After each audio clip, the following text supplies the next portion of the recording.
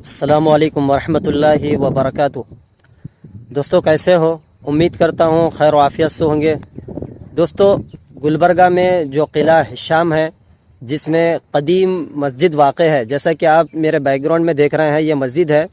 दोस्तों ये जो मस्जिद आप देख रहे हैं ये बहुत ही शानदार मस्जिद है और कहा जाता है कि हिंदुस्तान में जितनी मसाजिद हैं जो काबिल दीद है, देखने के काबिल है, बादशाही दौर की आसार कदीमा में जिन मसाजिद का शुमार होता है उसमें ये मस्जिद भी वाक़ है। इस मस्जिद का भी आसार कदीमा में शुमार किया जाता है। दोस्तों आज मैं आपको इस किले के ताल्लुक़ से तमाम हिस्ट्री बताऊंगा। बहमनी सल्तनत में जो वाक़ होने वाले हालात हैं, बहमनी सल्तनत यहाँ पर कब कायम की गई थी और बहमनी सल्तनत के यहाँ पर कायम होने के वजूहात क्या हैं और मुसलमानों ने यहाँ पर ख़ास तौर से दक्कन के इस इलाक़े पर किस तरह से हुकूमत की, ये तमाम वाक़यात मैं इंशाअल्लाह आपको तफसील से बताऊँगा। पहले देखिए दोस्तों ये जो मस्जिद है इस मस्जिद के ताल्लुक़ से मैं आपको जानकारी दूँगा, क्योंकि दोस्तों ये जो किला है इसको किला हिशाम कहा जाता है। तकरीबन 800 साल का अरसा गुजर चुका है बहमनी सल्तनत को यहाँ से कायम हुए। तो जैसे बहमनी सल्तनत यहाँ से बिदर मुंतकिल हो गई थी, इस किले की देखभाल नहीं की गई जिसकी वजह से ये खस्ता हालत में है और खंडर में तब्दील हो चुका है कि ये किला तो खस्ता हालत में है और खंडरात में तब्दील हो गया है, लेकिन अल्लाह के घर किसी हालत में है, अभी भी ये मस्जिद कायम है। दोस्तों हसन गंगो बहमनी ने मस्जिद की तामीर की इब्तिदा 1347 ईस्वी मुताबिक 748 हिजरी में की थी और इसकी कंप्लीट तामीर सुल्तान अलाउद्दीन हसन गंगो बहमनी के बेटे मोहम्मद शाह बहमनी ने तामीर का काम किया। ये मस्जिद काबिल दीद है, अगर अंदर से देखेंगे तो ये बहुत ही खूबसूरत नज़र आती है। जिस तरह से हिंदुस्तान के अंदर इस तरह की मसाजिद है जो बड़ी मसाजिद है शुमार किया जाता है, इसमें ये मस्जिद भी है। आपको इस मस्जिद के ताल्लुक़ से भी बताऊंगा और इस किले के ताल्लुक़ से भी जो हिस्ट्री है इसकी तमाम जानकारी मैं आपको दूंगा। वीडियो में आप मेरे साथ बने रहिए।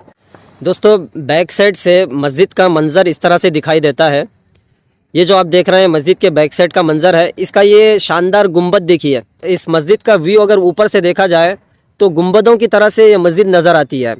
और अब मैं आपको बता दूं इस तरफ से इस साइड से यहाँ पर जो बड़ा तोप है ये इस मुकाम पर ऊंचाई पे अगर खड़े होकर देखेंगे तो बहुत ही शानदार मस्जिद का व्यू मंज़र नज़र आता है। और यहाँ पर कहा जाता है कि उस ज़माने में बहमनी सल्तनत की जब हुकूमत कायम थी यहाँ पर, तो ये लोग खुफिया तौर पर ज़मीन में इस तरह के इनके महल्लात और मुकाम थे, ठिकाना था रहने का। ये मस्जिद का मंज़र देखिए, बैक साइड से इस तरह से मस्जिद दिखाई देती है। और इस मस्जिद की अगर तर्ज़ तामीर की बात की जाए तो ईरानी तर्ज़ तामीर इस मस्जिद की है और कहा जाता है कि इस मस्जिद के मेमार भी, बनाने वाले भी ईरानी ही थे।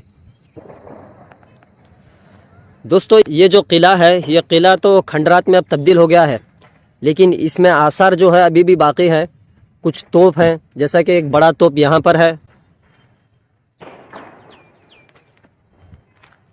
दोस्तों ये जो आप देख रहे हैं यहाँ पर देखिए, ये बहमनी सल्तनत के दौर में, बहमनी सलातीन के दौर में इस इमारत में बारूद रखा जाता था, गोला बारूद इस्तेमाल के काबिल यहाँ पे रखा जाता था। ये वही इमारत है, क्योंकि यहाँ पर देखिए ये इमारत अभी फ़िलवक्त लाख है, तो इसमें कोई जा भी नहीं सकते हैं और देखा भी नहीं जा सकता है, लेकिन अभी भी ये अपने इसी हालत पर कायम है और अभी भी ये किले में मौजूद है।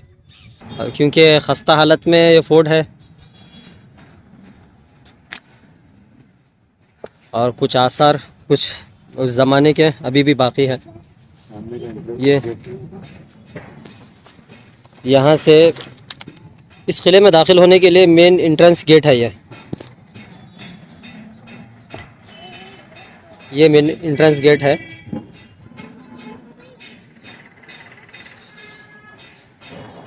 और उस साइड बड़ी मस्जिद है, मस्जिद के साइड जो गेट पड़ता है वो बैक साइड का गेट है।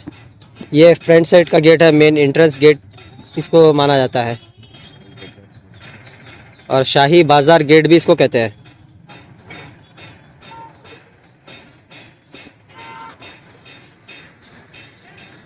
यहाँ से आप देखेंगे तो इस किले का ये मंज़र नज़र आता है यहाँ से। और क्योंकि खस्ता हालत में है, खंडर में तब्दील हो चुका है, 800 साल पुराना किला है, तो इस किले का व्यू जो है मंज़र यहाँ से नज़र आता है। اور قابل دید اگر اس میں کوئی چیز ہے تو یہاں کے توپ ہیں اور بے مثل عمارت ہے، بہمنی سلطنت کے یادگار عمارت یہ مسجد ہے جو اس زمانے میں قائم کی گئی تھی، بنائی گئی تھی۔ اور یہاں سے آپ دیکھیں گے تو پورا انڈیا لیول پہ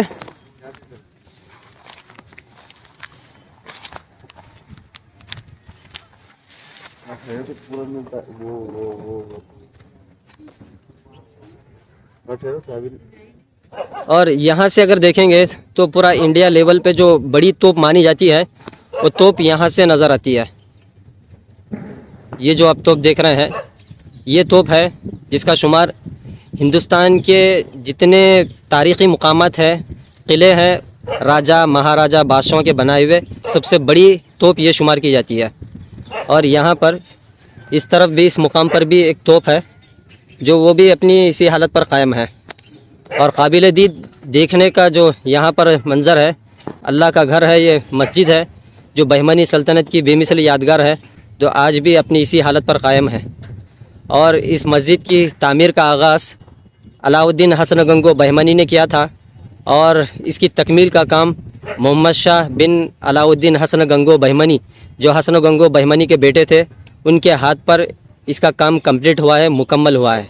اور یہ مسجد اپنی اسی حالت پر قائم ہے اور ہندوستان کی بڑی مسجدوں میں اس مسجد کا شمار کیا جاتا ہے۔ دکن پر بہمنی سلطنت کی حکومت 1347 عیسوی سے 1527 عیسوی تک تقریباً 180 سال رہی، جن میں 9 بادشاہ گلبرگہ اور 9 بادشاہ بدر کو اپنا دارالخلافہ دارالسلطنت بنائے رہے۔ بہمنی سلطنت کا آخری بادشاہ بدر میں شاہ کلیم اللہ بہمنی تھا۔ 934 ہجری مطابق 1527 عیسوی میں وہ کسی مرض میں مبتلا ہو کر مر گیا، یا بعض مورخین کے مطابق اسے زہر دیا گیا۔ پھر کوئی بہمنی خاندان میں برائے نام بادشاہ بننے کے لائق بھی نہ رہا، تو پھر اس بہمنی سلطنت کے 5 ٹکڑے ہو گئے۔ دوستو اگرچہ کہ سلطنت بہمنیہ کا دارالحکومت خاص گلبرگہ میں تقریباً 80 سال قائم رہا، لیکن اس خاندان کے کسی فرد کا یہاں پر پتہ نہیں چلتا ہے، یا کوئی ان کے رہنے کے مکانات نہیں ہے۔ کہا جاتا ہے کہ شاہی حیوانات اور مکانات ہیں سب منہدم اور مسمار ہو گئے ہیں، جس کا نام و نشان تک باقی نہیں۔ البتہ قلعے کے غربی جانب عیدگاہ کی طرف مکانوں کے بے شمار بنیادیں کھنڈرات کچھ سال پہلے تک نظر آتی تھی۔ قدیم آبادی کہا جاتا ہے کہ یہی تھی جس کو حسن آباد کہتے تھے۔ سلطنت عادل شاہی بیجاپور کے بعد جب اورنگزیب عالمگیر رحمۃ اللہ علیہ نے 1686 میں دکن کو فتح کیا تو یہ قلعہ مغلوں کے ماتحت رہا۔ جب 1707 میں اورنگزیب عالمگیر رحمۃ اللہ علیہ کا انتقال ہوا تو پھر دکن پر آصف جاہی حکومت قائم ہوئی۔ یہ آزادی سے قبل پہلے حضور نظام اور سلطنت آصفیہ کے زیر انتظام ریاست حیدرآباد دکن کا حصہ تھا۔ تب بھی شہر کو گلبرگہ ہی کے نام سے موسوم کیا جاتا تھا۔ اب یہ شہر گلبرگہ ریاست کرناٹک کے زیر انتظام ہے۔ اس شہر کا نام حکومتی فرمان آرڈر GO کے تحت کلابرگی رکھا گیا ہے، مگر آج بھی یہ شہر گلبرگہ ہی کے نام سے مشہور ہے۔ دوستو شہر گلبرگہ کی ایک قدیم تاریخ ہسٹری رہی ہے۔ یہاں کی آب و ہوا خوشگوار ہے، تبھی ایک زمانے میں یہ شہر اولیاء کرام کا مسکن رہا ہے۔ یہاں کے چپے چپے پر بے شمار اولیاء اللہ آرام فرما رہے ہیں۔ دوستو امید کرتا ہوں کہ آپ کو یہ ویڈیو ٹھیک لگی ہوگی۔ ویڈیو اگر ٹھیک لگے تو لائک کر دیجئے، اور چینل پر آپ نئے ہیں تو ہمارے چینل کو سبسکرائب کر کے جڑے رہیے۔ آپ کو اسی طرح سے ہسٹوریکل مقامات اور اولیاء اللہ کے سوانح حیات جاننے کو ملتی رہیں گی۔